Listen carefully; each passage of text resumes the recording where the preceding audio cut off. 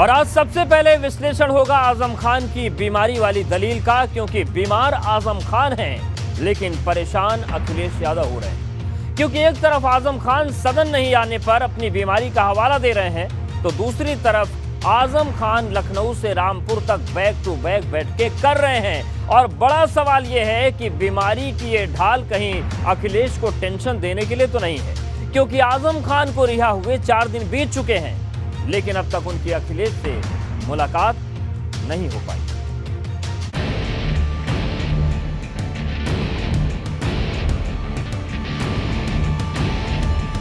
शिवपाल से मुलाकात, अखिलेश से इनकार, कब खत्म होगी आजम की तकरार?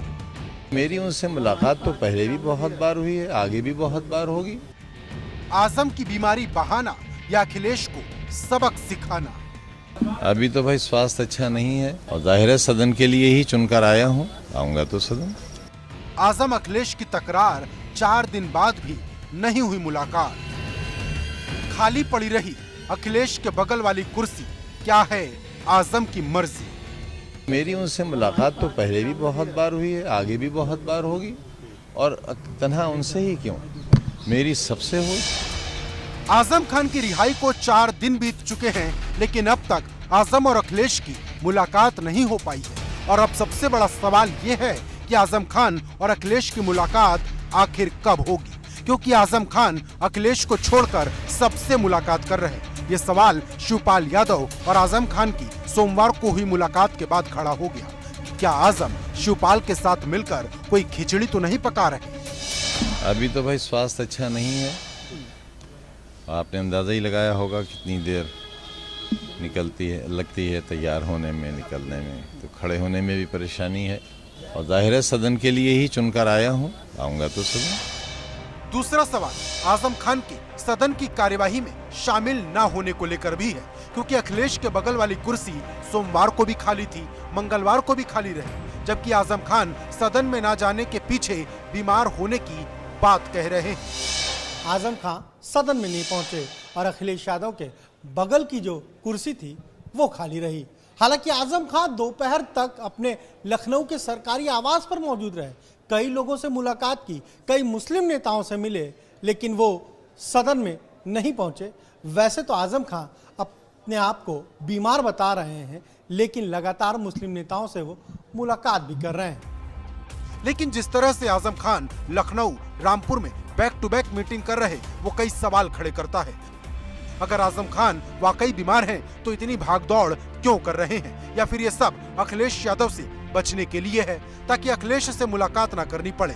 क्योंकि अखिलेश यादव और आजम के बीच मनमुटाव की बात अब समाजवादी पार्टी के नेता भी मानने लगे हैं। देश ही नहीं दुनिया जानती है वो कितने बड़े नेता हैं और कितने बड़े कार्यकर्ता हैं।